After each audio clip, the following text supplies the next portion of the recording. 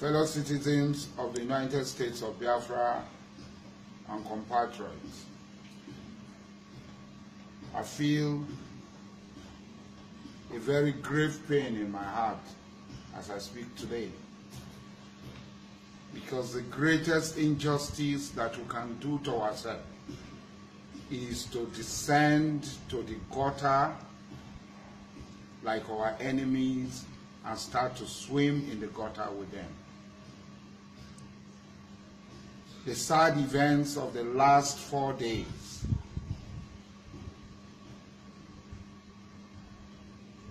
is negatively impacting on us as a people, because that is not what we have. Our rule of engagement in warfare does not allow us to kill old women, old men, children, and women and non-combatants. As an Ijaw man who had been in the front, who had fought, who had engaged the invaders in several pitched battles,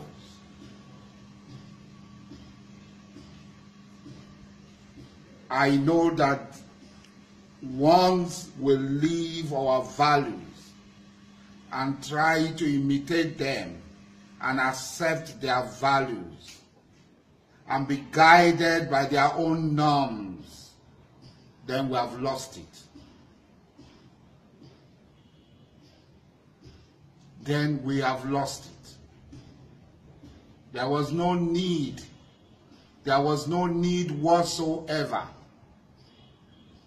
It does not make us greater. It does not make us braver. It does not satisfy anything for us to harm those who are not harmed. It is cowardice for you to shoot a man behind his back.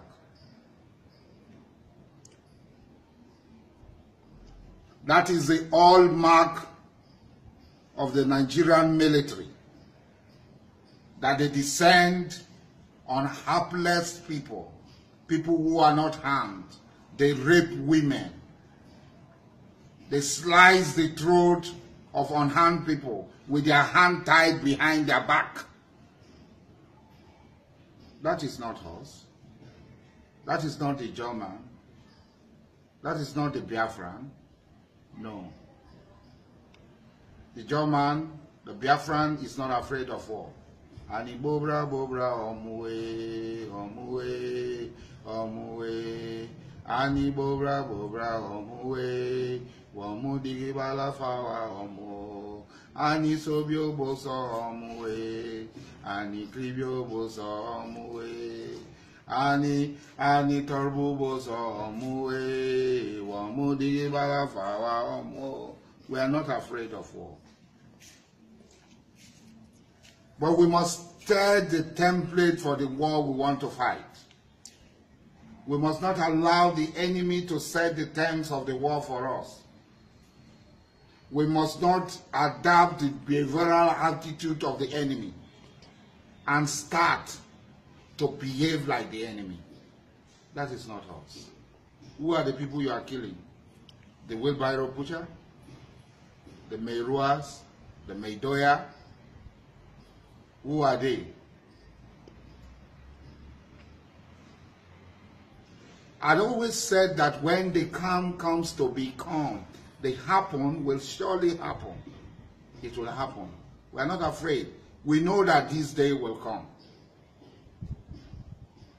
We know that this day will surely come. We have seen them on the social media. They are posting where unharmed people are told to swim in gutters, are told to swim in gutters, are stripped naked, are being flogged. I made inquiries. Yesterday, I did not sleep. I made calls upon calls upon calls across Biafra. And somebody told me that some Biafrans were going to the house of Anambra, the leader of IPOB, from Port Harcourt, and at Isiala Ingwas Junction, a female soldier asked one of them to remove his Biafran band, one of the people going to Umoya, and he refused, and she shot him. And the others who saw it and returned on their way, crisis started. The news spread, because this is what they want to do. They want us to descend to their level. They want us to get into the gutter with them, to roll in the feces with them. We're not going to do that. Please and please. That is not bravery. We must not do that. Let them go back to their homes. Don't touch them. Assist them. Let them go back. If they come back with their guns to fight us, then we'll fight them like men. Away. That is what the rule of engagement is. It might look very difficult, but that's what the rule of engagement is. He who comes to equity must come with a clean hand. You can't come to equity with a dirty hand. You can't come to equity stained with the blood of the innocent. Equity will not aid you when you come to her with the blood of the innocent. Those of us that are religious, God Almighty will not aid us or forgive us when we come with the blood of the innocents in our hand. We are not doing it because some of our people foolishly remained in their land. That is their business. Their remaining in their land will not prevent us from fighting for our freedom. We have not declared war on anybody. We have said it over and over, but we are not afraid of war. If the war comes, we will stand up.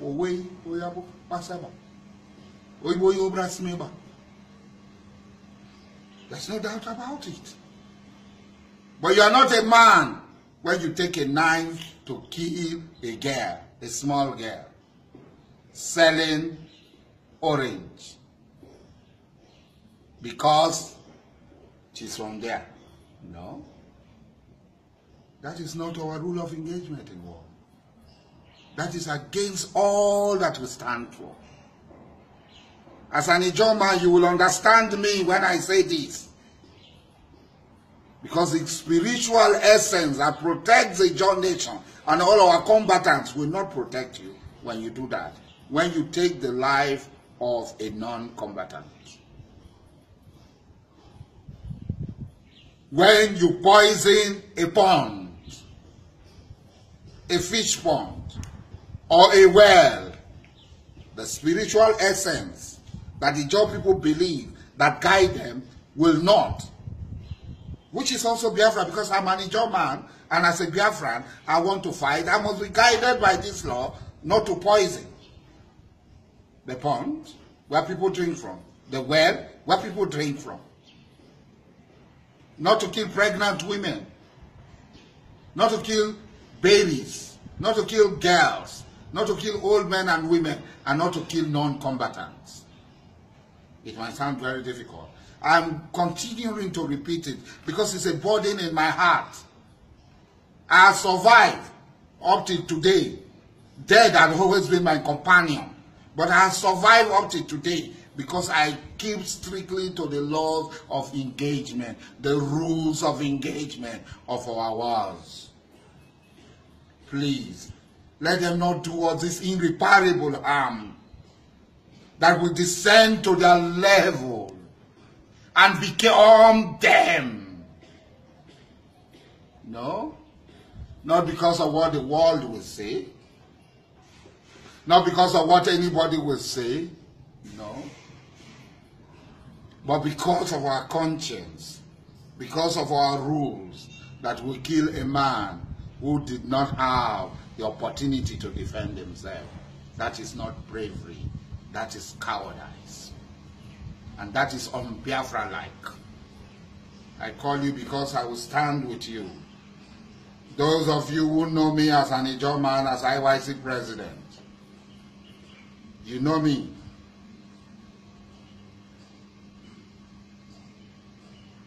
And you know what I stand for.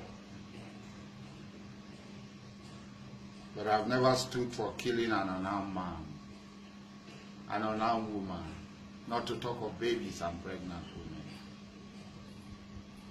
If they want to leave our land, we should escort them to the parks, put them in their vehicles, give them their properties, if they have any. Let them leave our land. Let us not kill them. Not because they have been reprisal. Whether in 1966, in 1967, all the time they've been killing our people, we did not kill them before they kill us. So let nobody say that they want to do reprisal action. We did not have them before they placed a death sentence on us by October 1st. We did not have them. We did not commit any crime. Let nobody commit any crime against ourselves. We hold life very dear. They don't have anything to do with life. They don't hold life very dear because they are born and sent to the streets to beg, to fend for themselves on the street. They live a brutish life of survival.